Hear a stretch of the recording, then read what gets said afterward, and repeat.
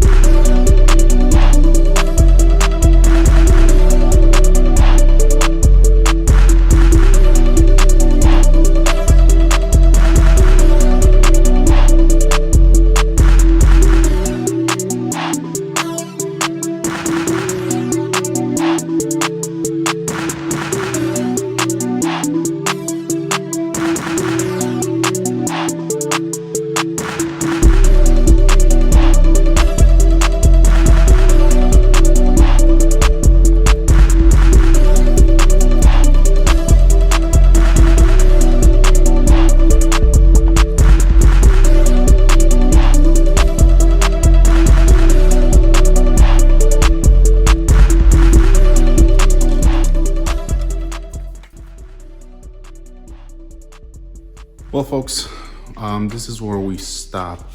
I ran into some issues with the fuel system. I have to find, I think, some PTFE washers that I may need to use just so I can control where the fittings sit. Right now, they're sitting in a position where it's not necessarily tight, but in the video, you'll see where I actually want things to sit. So I will be consulting with my sponsors for the fueling and some of the questions I have to see how I can make sure that those bulkhead 90-degree fittings stay in the position that I want them to be. Since they're not swiveled, they're harder to really screw in and put in the position you want. They basically just sit wherever they sit once it's tight. So I want to see if I can use, if it's okay, safe to use PTFE washers.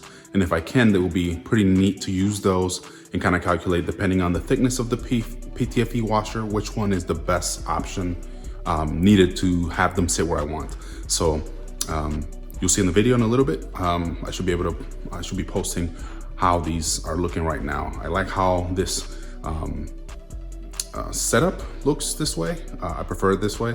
So just kind of, I'll keep you updated on the next video in regards of how this looks. The next video is most likely going to be a mixture of the Lexus GS300 as well as pulling the N54 out of the 335i, so we can get it out of the car and start preparing it for the next engine that it's going to get. So until next time, I would ask you to please like and subscribe.